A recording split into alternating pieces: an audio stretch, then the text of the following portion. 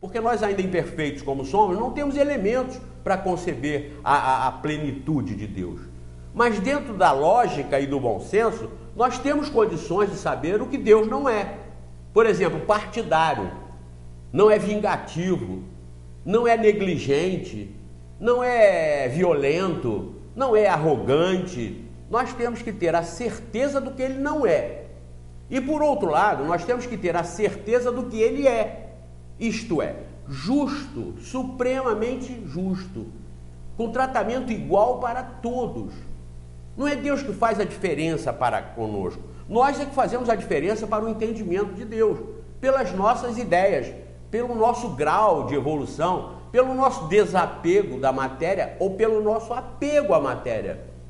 Esses empresários que estavam nesse tipo de comentário são apegados à matéria, entendem Deus como o mundo, entendem Deus como o dinheiro, entendem Deus como a fama, o poder. Não tendo dinheiro, fama e poder, então não tem Deus. Então Deus nos abandonou. O que o flagelo destruidor chama a atenção, como dizem os Espíritos no Livro dos Espíritos, o que chama a atenção é para que nós devamos estar sempre atentos aos valores espirituais, sentimentais, intelectuais, e não aos valores possessórios do planeta, não aquilo que nós conseguimos ganhar e ter e dominar no planeta. Porque por mais rico e mais poderoso que seja o homem, ao morrer, ele larga todo o poder, toda a riqueza, toda a fama que ele possuía no planeta. A doutrina espírita vem mostrar esse Deus justo, igual para todos, que nos criou todos iguais e nos deu o impulso da perfeição, que é por nossa conta, como o impulso da educação.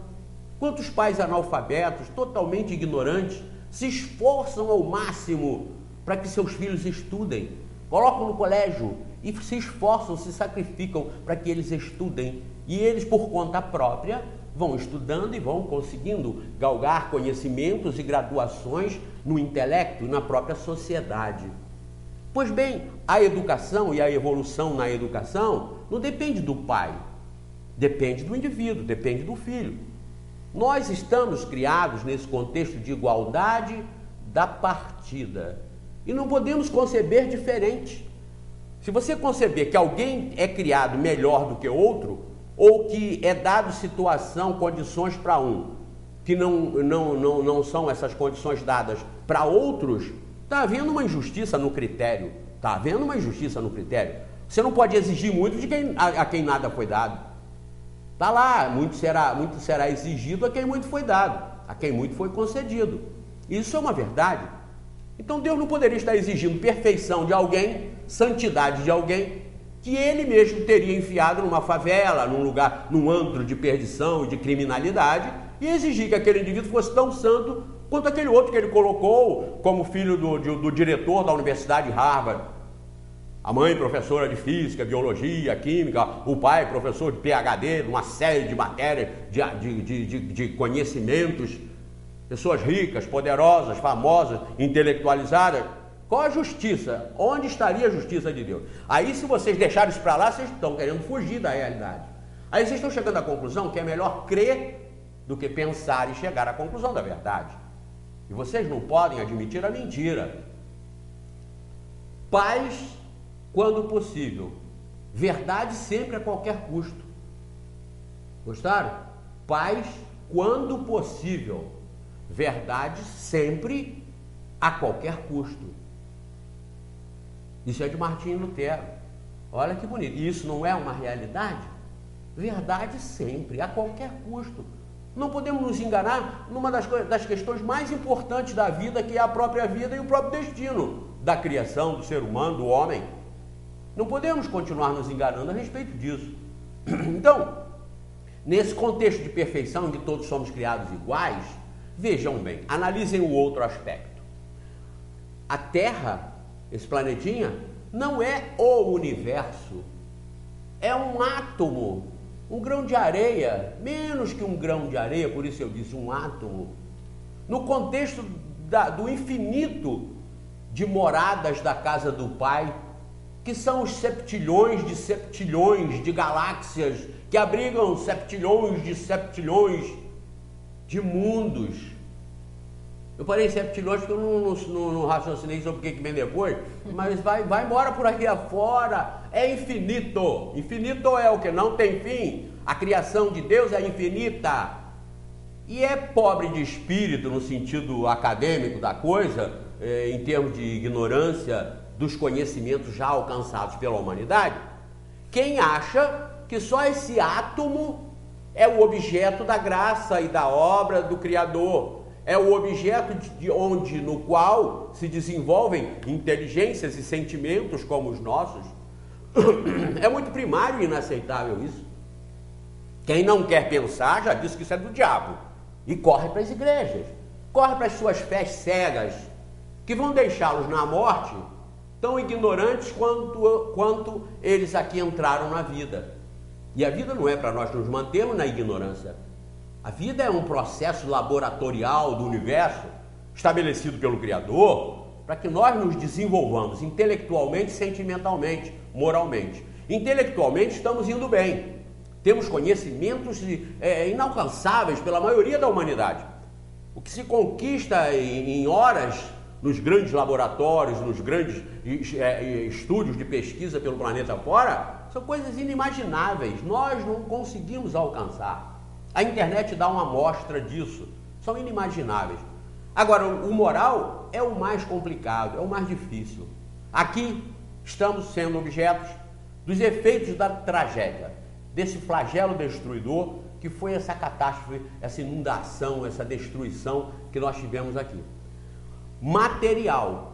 Materialmente, muitos dizem, perdi tudo, perdi isso, perdi aquilo. Numa dessas encontros empresariais também, eu tive conhecimento de que tinha um empresário que perdeu tanto que falou, eu vou me suicidar.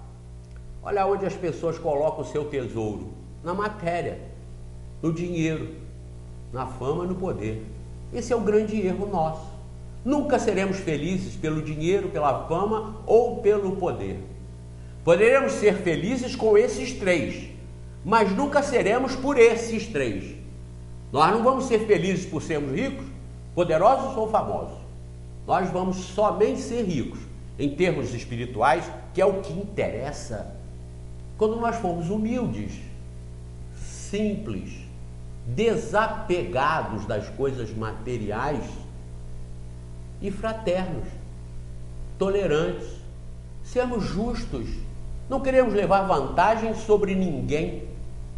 Por que nós temos que ser superiores aos nossos empregados? Socialmente poderemos ser, financeira e economicamente poderemos ser, mas moralmente e em termos de felicidade, de tranquilidade, o nosso empregado pode estar muito acima de nós. E é o que às vezes normalmente acontece, porque quem tem fama, dinheiro e poder é mais apegado a esses rótulos de satisfações sociais. E já quem não tem essa oportunidade nesta encarnação é realmente mais desapegado, se conforma, se assenta naquilo que está e começa a conquistar os seus valores como gente. São amados, são queridos, são simpáticos, são verdadeiros líderes, porque são do coração, são da verdade, são da simplicidade. Quando nós passamos a usar o mundo para tirar dele proveito em causa própria, em termos morais, espirituais, em termos de simplicidade, de desapego, nós somos felizes tranquilamente, não importa o que digam a nosso respeito. Não importa a classificação que nós passamos a ter perante a sociedade. Não foi um presidente, não foi um prefeito, não foi um vereador, não foi um isso e um aquilo. Não importa. O que importa é o que realmente, individualmente, nós conseguimos conquistar e ser. Então, o que está acontecendo aqui na região, particularmente em Nova Friburgo, onde nós estamos, é agora uma grande preocupação com a redenção da sociedade em termos materiais, de dinheiro. Tudo teve aqui um empobrecimento. Friburgo empobreceu aí, eu imagino, talvez uns 60% ou até um pouco mais. Então vamos reerguer isso, sim, porque da riqueza depende o trabalho.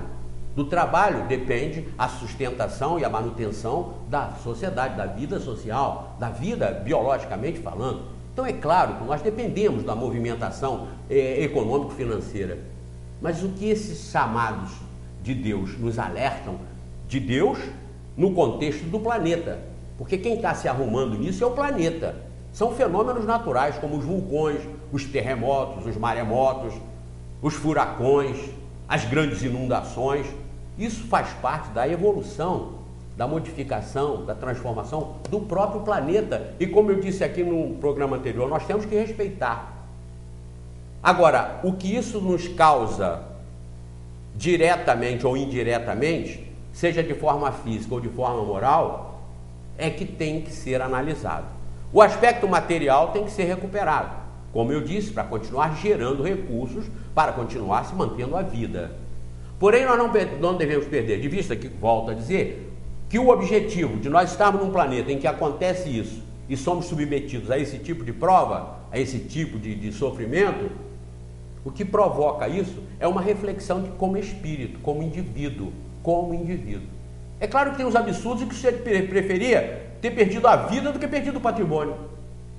Em que pese esse patrimônio não ter prestado mais para ele, mas ele acha que vai ficar para descender, como herança para os descendentes dele. Então é um pensamento errado. Nós estamos aqui porque nós temos esse tipo de pensamento. E estamos aqui para aprender a nos livrar dele, tanto que todas as orientações religiosas e filosóficas que nós temos no mundo, no sentido de melhorar o elemento humano e a sociedade humana, eles vão no encaminhamento da virtude, da simplicidade, da humildade e do desapego das coisas materiais. Então os efeitos morais são os efeitos também que devem ser recuperados e mantidos. O abalo fez, como disse a Valéria, com que todos se unissem.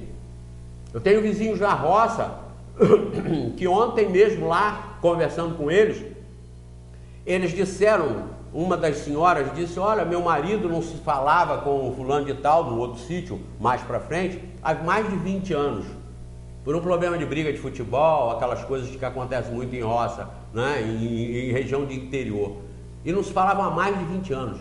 Sabe quem nos socorreu? Foi ele. O nosso inimigo, o inimigo daquela época de 20 anos para trás, que até então nunca mais se falaram, trocaram uma palavra e um olhar.